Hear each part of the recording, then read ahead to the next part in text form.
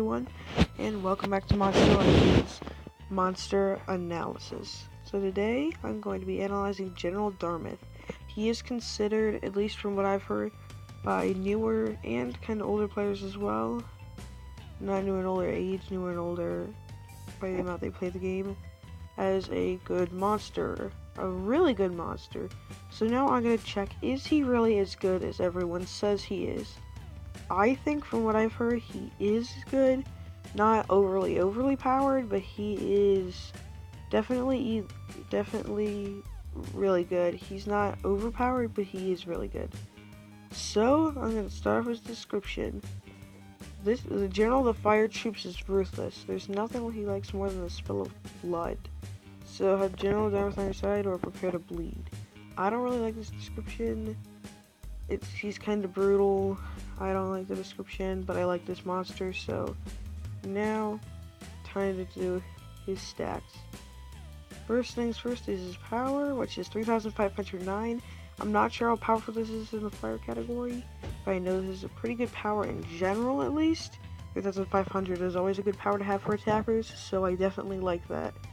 His life is 27,747. That is not the best life, but one of his skills actually makes that life technically higher than it is right now. So he can have a much higher life if you consider that skill. And then his speed is 3,465, pretty good speed. And then his stamina is 140 stamina, which of course all legendaries have. And now, of course, let's talk about the gold first. Max gold per minute is 305. Which is one reason to get this monster, a small reason to get him, is because it was really good gold production. And of course, if you're not at level 50, so you can't get to that max 305 yet, he starts at his level 1. He has 15 gold and he gains 10 per level. So that is definitely, so that will let you figure out the amount of gold you could get. And because he's a general, he has the trait tough. All status effects have 35% less accuracy against this target. So definitely a good trait to have. I actually do not like these traits the best. Like Armor Gaming, he always says these are the best traits to have no matter what. Always the best thing to have. And in my opinion, they're not the best thing to have. They are kind of scary on defense because that means certain effects won't land. But I mean, if you have Timerion or you have General Thedes, it's completely obsolete. And there's still a chance it'll hit. Like, even with Bulwark, there's a 50% chance of status effects being hit. And that means 1/2 of the time, they're still going to land. So I'm not really the biggest fan of these status effects, but they are kind of scary to go up against on defense. So, I guess it makes sense. So, okay traits, but I'm not the biggest fan. His special attack is Dragon Onslaught. It's very heavy special damage. It's 85 damage to a single target. I do not like single target attacks that much, but it is 85 damage, so that's enough to take out whoever you want on the enemy team, so that's pretty good. Now here are skills. Skills group 1, we have Dragon Cut. Moderate special, 50% chance of burning target, 35 damage, 50% chance of burning, and it's also special based. Not the best. Wildfire, 40 damage, no cooldown, not good. And Dragon Boost gains damage boost. Not really the best. Now we have Dragon Slash. Heavy final fire special damage. Heavy special damage. This is a good skill to have. Not really the best skill to have. I wouldn't recommend it, but it is pretty powerful if you're at that level. Fury Flare. It's 3 damage to all enemies and may burn all targets. And it's fire based. I recommend this. I'm going to run this when I get him. If I get him, I'm running the skill. I'm running Fury Flare. And now I have Dragon Soul. I have General Thedes, so I'm not going to run the skill, but I can definitely see its use. It's an all-ally damage boost and precision skill. It's pretty useful. It's really good, actually. It increases your entire team's damage and gives them 100% chance of hitting their attacks, what you always want Definitely really, really good. And now, skill scope 3, final slash. It's 55 damage, may burn target, and has 1 turn cooldown. So this is, I just wanted to check, it's stronger than the one before. It's stronger than Dragon Slash. Okay, I saw Dragon Soul and I was like, that's not what it's called. But Dragon Slash, it's stronger, has the same cooldown, same accuracy, except the stamina cost is just a few bits higher, like 2 stamina higher. So of course, Final Slash, I actually think it's a recommended skill. Definitely run this. And now I have Fire Flare. It's 45 damage to all enemies and has a 4 turn cooldown. You're going to want this skill. It's a big time AoE. You're going to want this.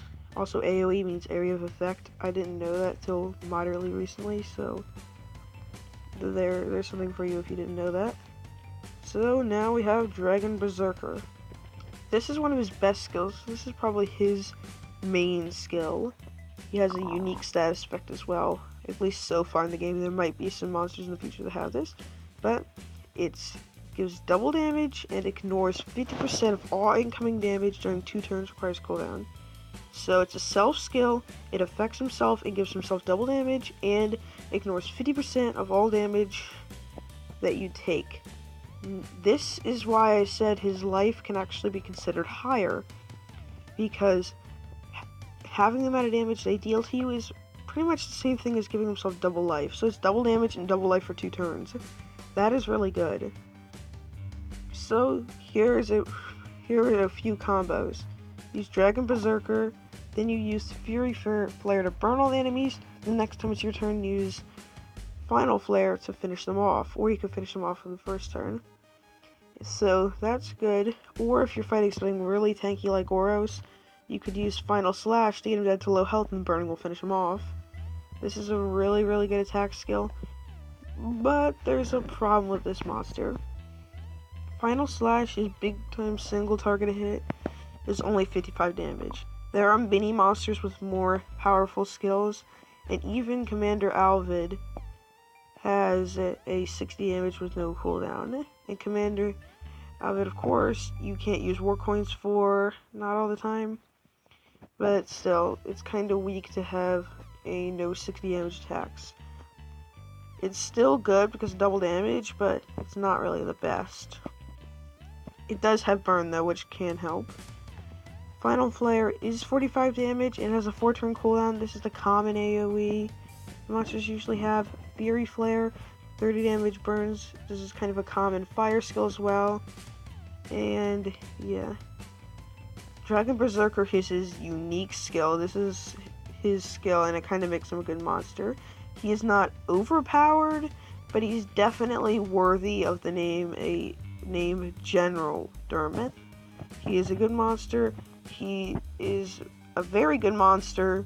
He's just not the overpowered monster that quite a few people say he is. I'm not saying you think he's overpowered. You might actually think he's overpowered, and I believe you. He can be overpowered in certain situations, and maybe a lot of situations. I don't have him, so I don't know if he's overpowered or not.